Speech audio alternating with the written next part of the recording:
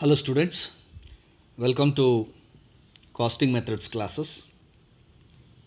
We are going to work out a problem on process costing in this video. Look at the question. A product passes through three distinct processes X, Y and Z. It is known that wastage is incurred in each process as follows. They are using the word wastage instead of normal loss.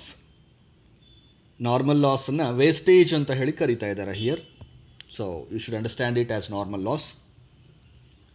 So the percentage of normal loss in each process is like process X 2%, Y 4% and Z 10%. The wastage at each process possesses scrap value. That means the normal loss is having some value. Normal loss is sold at scrap value. The scrap value is given here. The wastage of process X and Y is sold at 5 rupees per unit.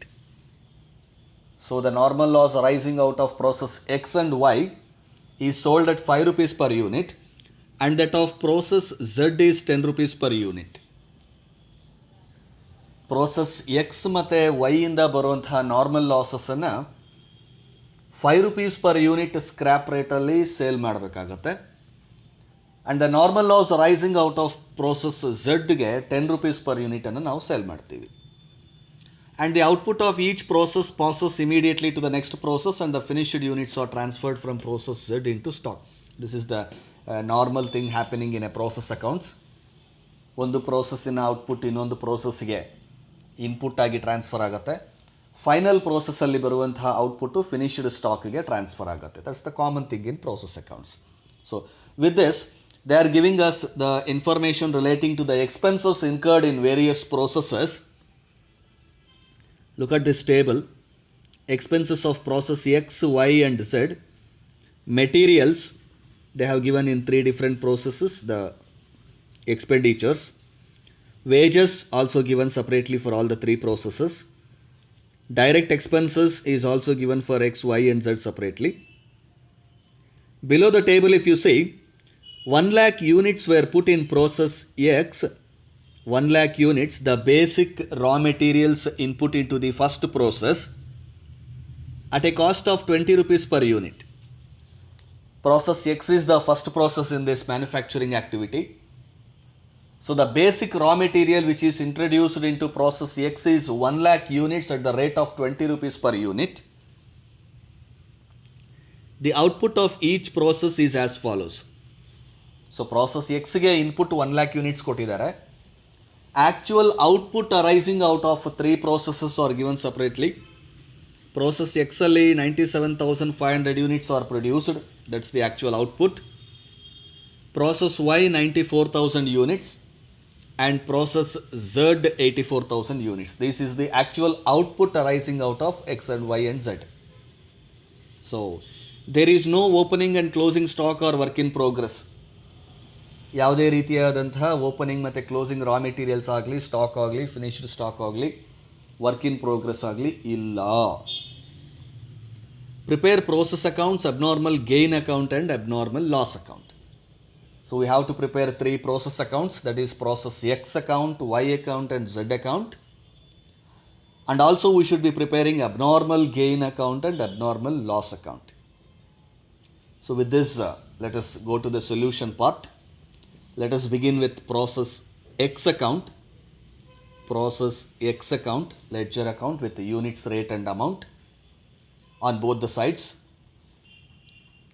Units, rate and amount on both the sides. Now, debit side of the process X account, first thing you have to enter is the input of raw materials.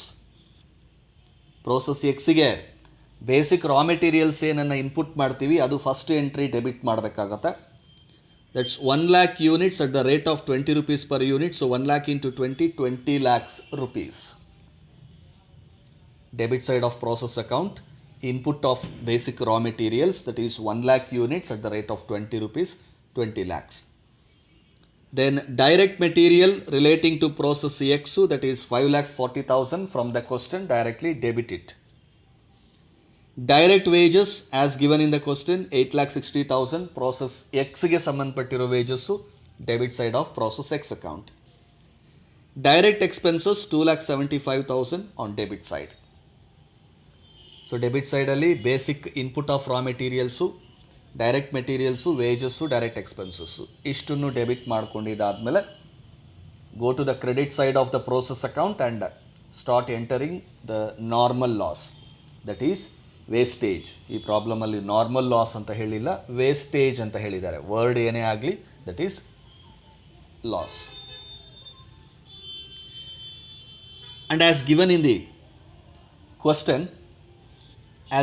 the question, it is 2% of input. Normal loss, wastage process ಎಕ್ಸಲ್ಲಿ ಎಷ್ಟು percentage ಕ್ವಶನಲ್ಲಿ ಕೊಟ್ಟಿದ್ದಾರೆ? 2%. The 2% should be calculated on input. Input is 1 lakh units, therefore you should calculate 2% of 1 lakh units, that comes to 2,000 units. The scrap rate for which we are selling this raw materials is also given, that is 5 rupees per unit. So 2,000 into 5, 10,000 rupees you should be entering on the credit side. By normal loss, 2% of 1 lakh units, that is 2,000 units, sold at the rate of 5 rupees per unit scrap. So 2,000 units into 5 rupees, 10,000 in the amount column. At this point we should see if there is any abnormal loss or abnormal gain in this process. 1 lakh units ಅನ್ನು ನಾವು input ಮಾಡಿದ್ದೀವಿ, basic raw materials 1 lakh units. Normal loss 2,000 less ಆಗುತ್ತೆ. This is expected normal loss 2,000 units less ಆದರೆ we are expecting 98,000 units of output.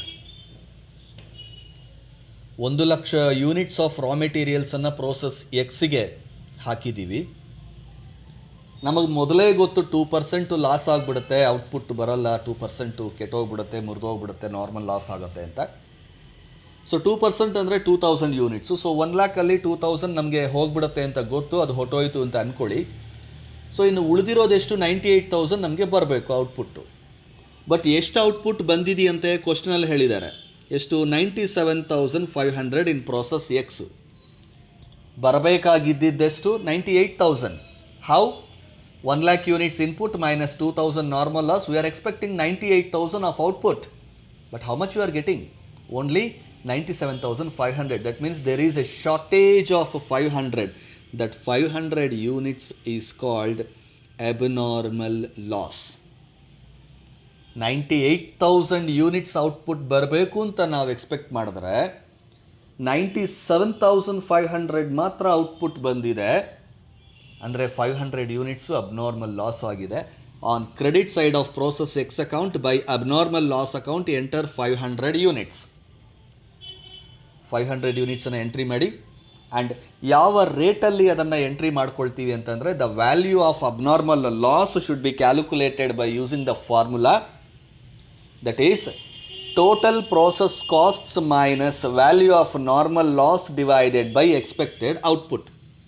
So let us see the calculation. Abnormal loss, that is 36,75,000 total process cost minus normal loss 10,000 value of normal loss divided by expected output. Expected output is to 98,000. That means 1 lakh minus 2,000, that is 98,000. So 36,65,000 divided by 98,000 ಮಾಡಿಕೊಂಡ್ರೆ ನಿಮಗೆ abnormal loss units, abnormal lost cost per unit ಬರುತ್ತೆ. So ಎಷ್ಟು units abnormal loss ಆಗಿದೆ ನಮಗೆ? 500 units. Therefore into 500, 36,65,000 divided by 98,000 into 500. Into 500 ಯಾಕೆ? 500 units abnormal loss ಆಗಿರೋದು, ಅದಕ್ಕೆ into 500. So ಎಷ್ಟು ಯೂನಿಟ್ಸ್ ಆಗಿದ್ರೆ ಅಷ್ಟು ಯೂನಿಟ್ಸ್ ಇಂಟು ಅಂತ ಮಾಡ್ಕೋಬೇಕು. So 18,699 should be your abnormal loss value, that is 18,699 value of abnormal loss. And if you divide 18,699 by 500, you are getting 37.40. That is the rate of abnormal loss per unit. Rate of abnormal loss per unit. Abnormal loss entry ಮಾಡಿದಾದ್ಮೇಲೆ come to the debit side, total the account, units you have 1 lakh and amount total 36,75,000. Same amount enter it on credit side, 1 lakh units and 36,75,000. Balance the account and the balance should be transferred to process Y. That should be units 97,500. Amount ಅಲ್ಲಿ 36,46,301.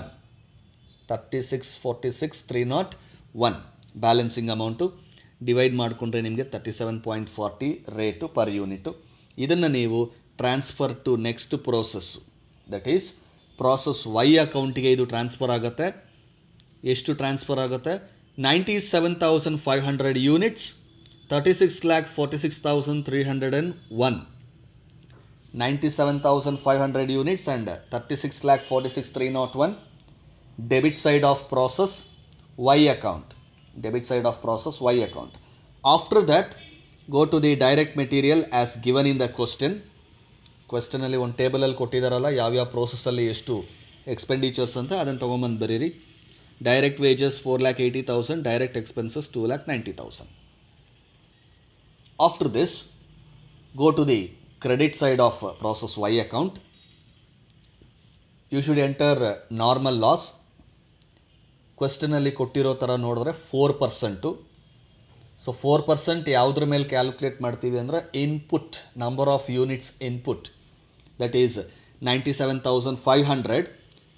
Therefore 4% of 97,500, if you calculate 4% of 97,500, 3,900 units ಆಗುತ್ತೆ. 3,900 units. Scrap rate for process Y is 5 rupees. ಕ್ವಶ್ಚನಲ್ಲಿ ಕೊಟ್ಟಿದ್ದಾರೆ, X ಮತ್ತು ವೈಗೆ ಎರಡೂ ಕೂಡ 5 ರೂಪಾಯಿ ಅಂತಲೇ ಕೊಟ್ಟಿರೋದ್ರಿಂದ. So 3,900 units into 5 rupees, 19,500 will be the value of normal loss. Value of normal loss. ನಾವು we should check if there is any abnormal loss or gain in this question. Number of units input in this process is 97,500. Normal loss is 3,900. 3,900. That means you are expecting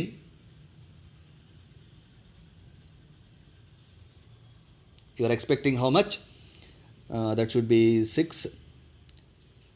93,600. You are expecting how much? 93,600 is the expected output.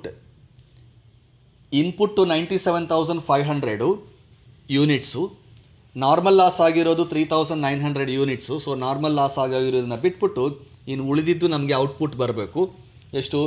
93,600 units output ಬರಬೇಕು. So ಕ್ವಶ್ಚನಲ್ಲಿ ಹೋಗಿ ನೋಡೋಣ ಎಷ್ಟು ಬಂದಿದೆ ಅಂತ. ಕ್ವಶ್ಚನಲ್ಲಿ ಹೇಳ್ತಾ ಇದ್ದಾನೆ process Y 94,000 ಬಂದಿದೆ ಅಂತ. ನಮಗೆ ಬರಬೇಕಾಗಿದ್ದು ಎಕ್ಸ್ಪೆಕ್ಟೆಡ್ ಯೂನಿಟ್ಸು 93,600, ಬಟ್ 94 ಬಂದಿದೆ. ಅಂದರೆ 93,600 ಎಕ್ಸ್ಪೆಕ್ಟ್ ಮಾಡಿದ್ರೆ 94 ಬಂದಿದೆ, ಅಂದರೆ 400 ಜಾಸ್ತಿ ಬಂದಿದೆ, 400 ಎಕ್ಸ್ಟ್ರಾ ಬಂದಿದೆ. This is abnormal gain. ನಾವು ಎಕ್ಸ್ಪೆಕ್ಟ್ ಮಾಡಿರೋದಕ್ಕಿಂತ ಜಾಸ್ತಿ ಬಂದಿದೆಯಲ್ಲ. ನಾವೆಷ್ಟು ಎಕ್ಸ್ಪೆಕ್ಟ್ ಮಾಡಿದ್ವಿ? 93,600. ಸೊ ನಾವು ಎಷ್ಟು ಎಕ್ಸ್ಪೆಕ್ಟ್ ಮಾಡ್ತೀವಿ ಅಂತ ನಮಗೆ ಹೇಗೆ ಗೊತ್ತಾಗುತ್ತೆ? Input minus normal loss. Input minus normal loss ನಾವು ಎಕ್ಸ್ಪೆಕ್ಟ್ ಮಾಡುವಂಥ ಯೂನಿಟ್ಸು. ಅದನ್ನು ಅವನು ಕ್ವಶನಲ್ಲಿ ಕೊಟ್ಟಿರೋ ಔಟ್ಪುಟ್ ಜೊತೆ ಕಂಪೇರ್ ಮಾಡಿದ್ರೆ ನಿಮಗೆ ಹೆಚ್ಚಿಗೆ ಬಂದಿದೆಯಾ, ಕಮ್ಮಿ ಬಂದಿದೆಯಾ, ಲಾಸಾ, ಗೇನಾ ಅಂತ ಗೊತ್ತಾಗುತ್ತೆ. So we expected 93,600 units of output, but actually we got 94,000. So ನಾವು ಎಕ್ಸ್ಪೆಕ್ಟ್ ಮಾಡಿರೋದಕ್ಕಿಂತ ಜಾಸ್ತಿ ಬಂದಿದೆಯಲ್ಲ. ನಾವು ಎಕ್ಸ್ಪೆಕ್ಟ್ ಮಾಡಿದ್ದು ಬರೀ 93,600, but we got 94,000. 400 units extra ಬಂದಿದೆ, excess. That is abnormal gain. Go to the debit side of the process Y account, abnormal gain account. 400 units. 400 units extra ಬಂದಿದೆ, abnormal gain. ಅದರ ವ್ಯಾಲ್ಯೂವನ್ನು ಕ್ಯಾಲ್ಕುಲೇಟ್ ಮಾಡಬೇಕು by using the formula total process costs minus value of normal loss divided by expected output. The calculation nodi. So abnormal gain calculation. Total process cost to 36,70,000.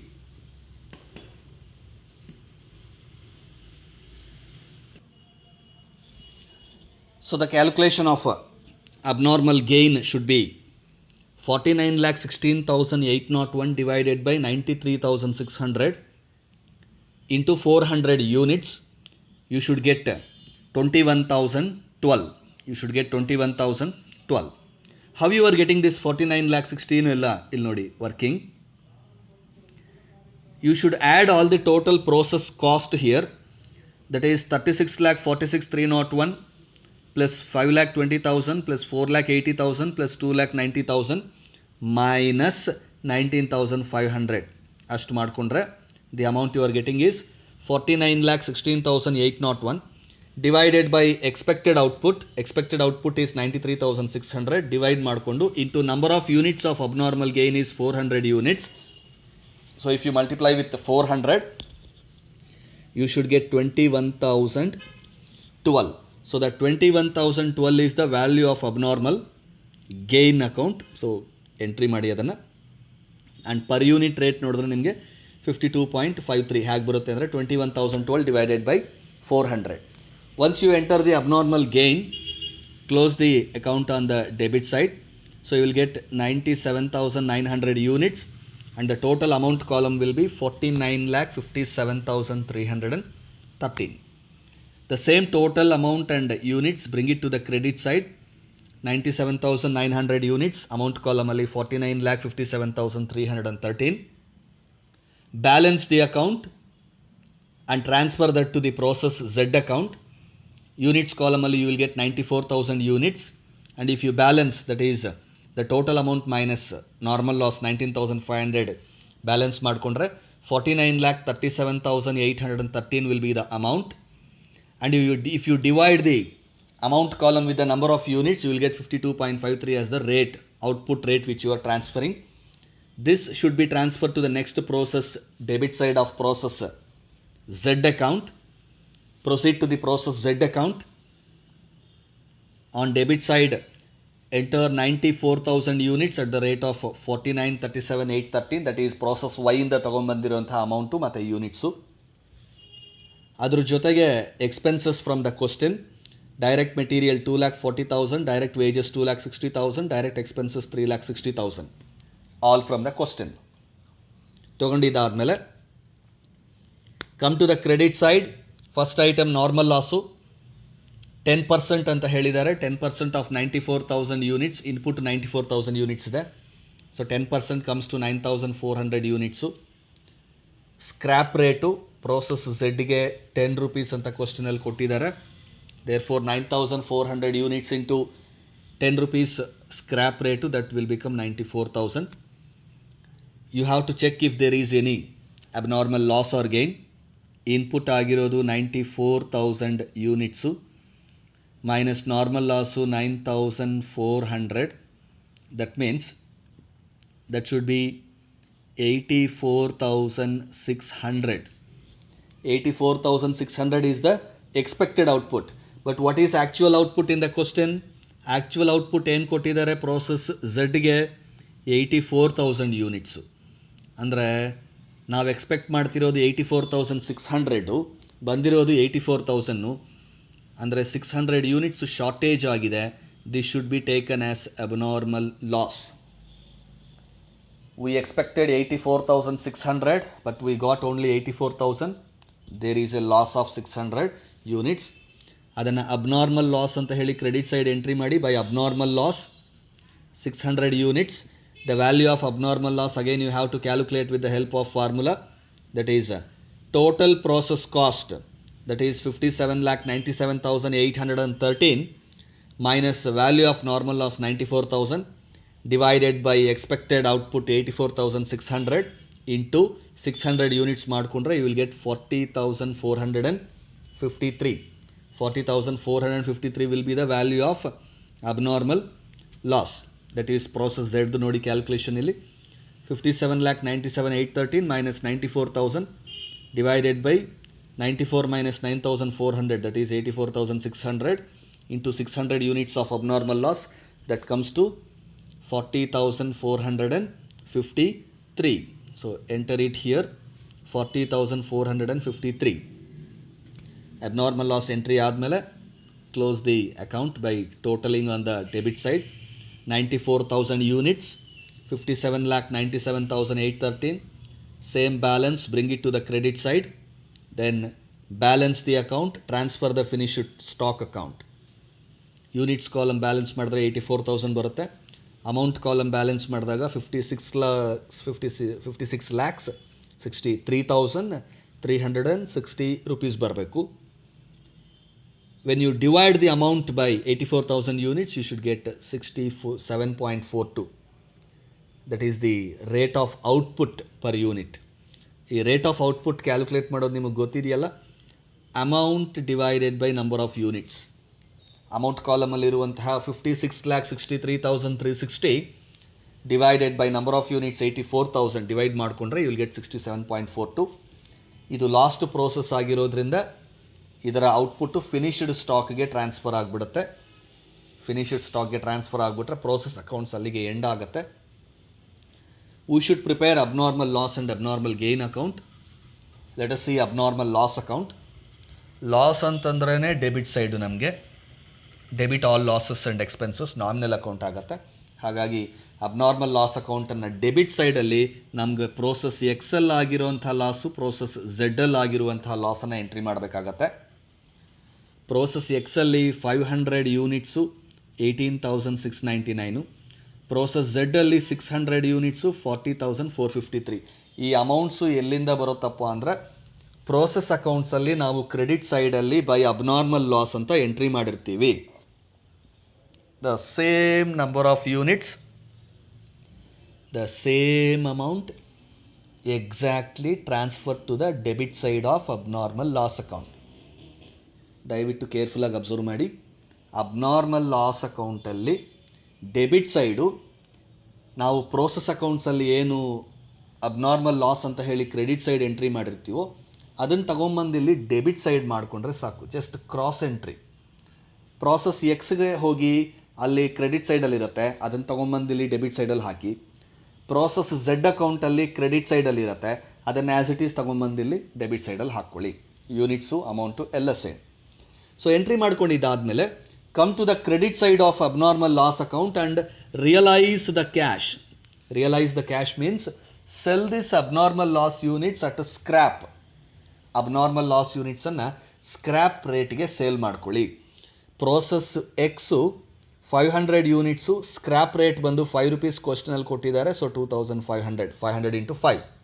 Then process Z 600 units 10 rupees scrap rate ಕ್ವಶನಲ್ಲಿದೆ, so 600 into 10, 6,000 rupees.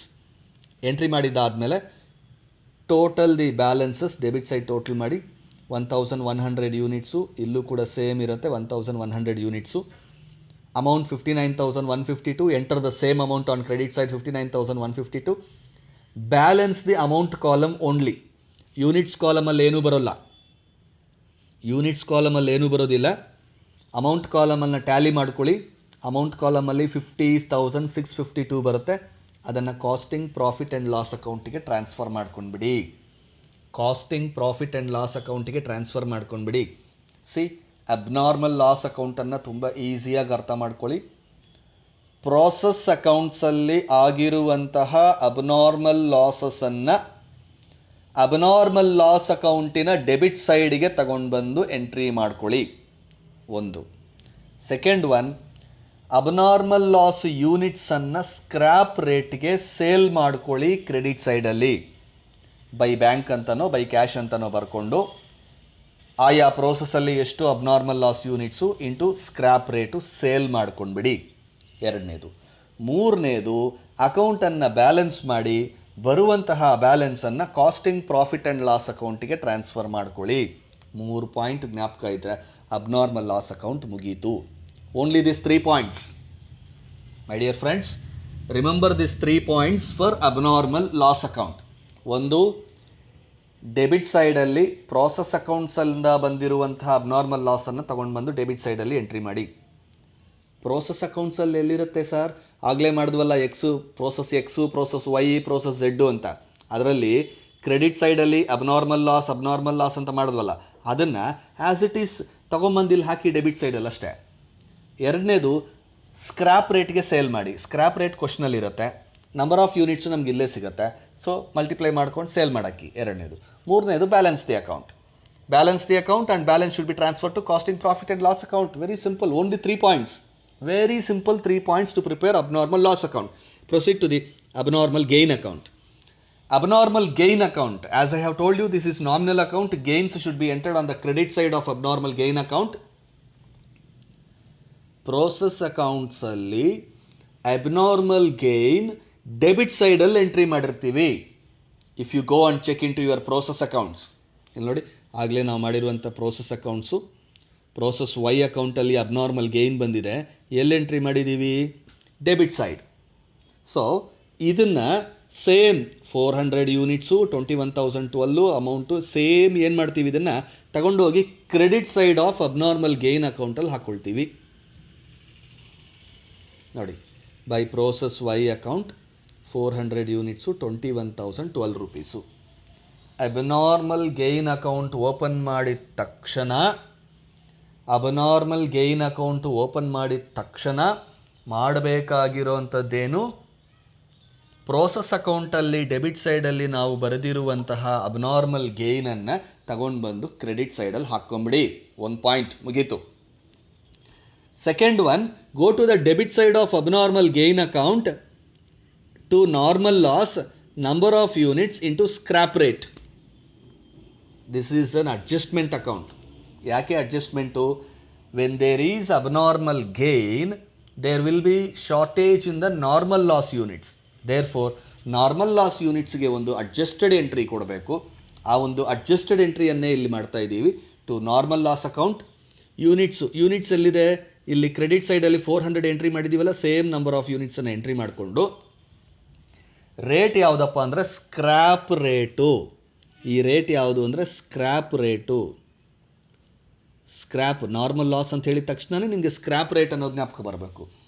ಎಲ್ಲಿರುತ್ತೆ scrap rate? ಕ್ವಶನಲ್ಲಿ ಕೊಟ್ಟಿದ್ದಾನೆ. ಯಾವ process ಇದು? Process ವೈಯಲ್ಲಿ ಬಂದಿರೋದು abnormal gain. Process ವೈಯಲ್ಲಿ scrap rate ಎಷ್ಟು? 5 rupees. So 400 units into 5 rupees 2000 rupees. ಎರಡನೇ ಪಾಯಿಂಟ್. ಈಗೇನು ಮಾಡಬೇಕು? Close the account, balance it. ಇದರಲ್ಲಿ ಕ್ರೆಡಿಟ್ ಸೈಡ್ ಅಮೌಂಟ್ ಜಾಸ್ತಿ ಇರುತ್ತೆ 21,012. ಅದನ್ನು ಡೆಬಿಟ್ ಸೈಡಲ್ಲೂ ಎಂಟ್ರಿ ಮಾಡ್ಕೊಳ್ಳಿ 21,012. ಬ್ಯಾಲೆನ್ಸ್ ಮಾಡ್ಕೊಳ್ಳಿ, ನಿಮಗೆ 19,012 ಬರುತ್ತೆ. ಅದನ್ನು ಕಾಸ್ಟಿಂಗ್ ಪ್ರಾಫಿಟ್ ಆ್ಯಂಡ್ ಲಾಸ್ ಅಕೌಂಟಿಗೆ ಟ್ರಾನ್ಸ್ಫರ್ ಮಾಡಿ. ಅಬ್ನಾರ್ಮಲ್ ಗೇನ್ ಅಕೌಂಟಲ್ಲೂ ಕೂಡ 3 ಪಾಯಿಂಟ್ ಜ್ಞಾಪಕ ಇಟ್ಕೊಂಡು ಮಾಡ್ಬೋದು. ಮೊದಲನೇದೇನು? What is the first point?